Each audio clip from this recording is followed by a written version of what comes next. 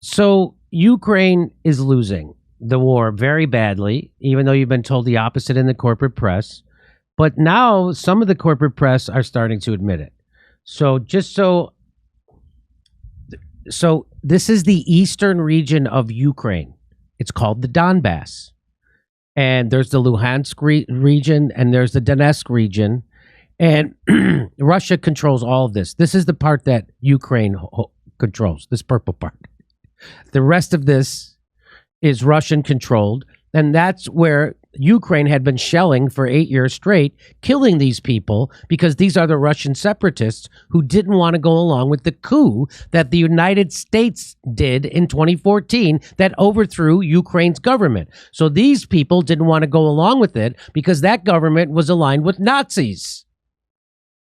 And they don't want to go along with Nazis. Russians hate Nazis. And so and there was a peace agreement that Ukraine was supposed to leave these people alone. They didn't. They kept shelling them. So now you know. So then Russia was like, all right, we're taking over. If you won't stop killing them. So now that's what's going on. And now they have taken over. Russia has taken over in the Donbas.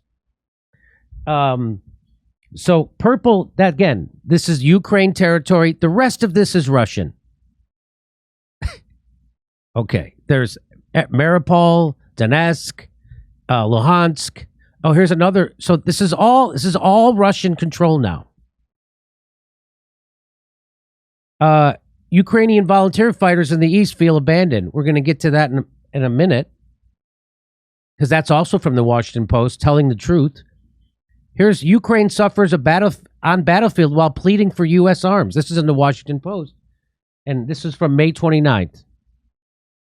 In recent days, Russian troops have captured the towns of Svitodarsk. I don't know how to say. Do you know how to say that, Jackson?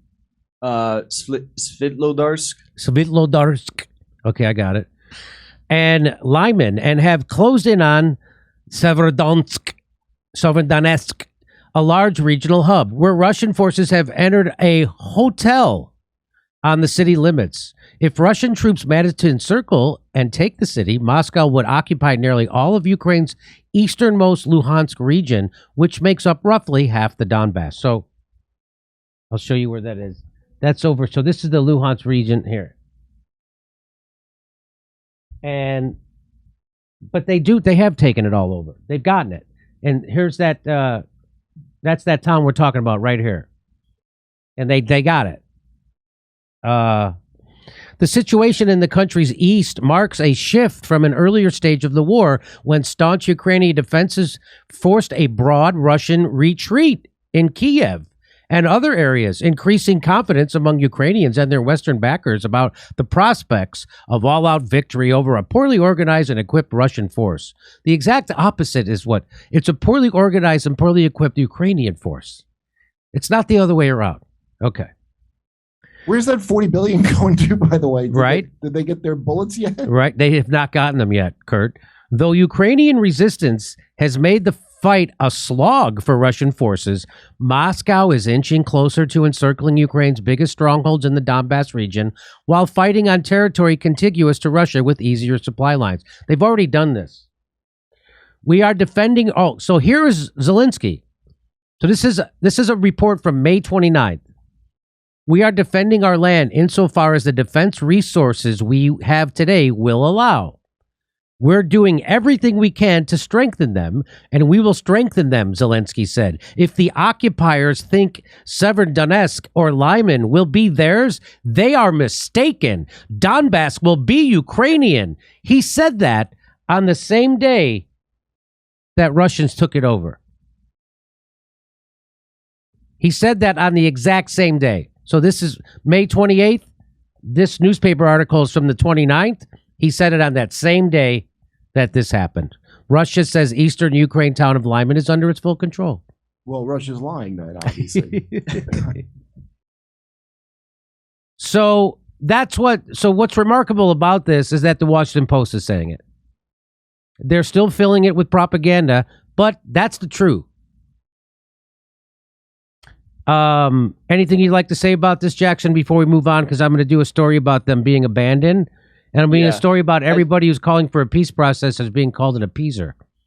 as far as those two cities, Liman and Severodonetsk, they took several hundred Ukrainian troops. They surrendered in Liman, which is a big surrender. And then in Severodonetsk, they moved to a neighboring city of Lysychansk, and there's 16,000 Ukrainian troops that are pretty much encircled there. That's, I mean, altogether so far, they've only been able to gather about 8,000 Ukrainian troops. So in one city, they're about to encircle 2 times as many Ukrainian troops as they've taken altogether. And that's why you're seeing the breakdown of these troops, and some of the brigades are beginning to refuse to fight. And what I'd be worried about if I was Zelensky is a pending coup, because if you have the breakdown of troops in the east and military commanders don't want their troops to continue fighting, it's very possible that there could be a military coup against Zelensky, who's taking Washington's orders to continue telling these soldiers to fight, despite the fact that they will, without a doubt, be captured or worse. Hey, we're doing stand-up comedy in Irvine, California, Las Vegas, San Diego, Salt Lake City, Indianapolis, Louisville, all over the place. Go to jimmydorecomedy.com for a link for tickets.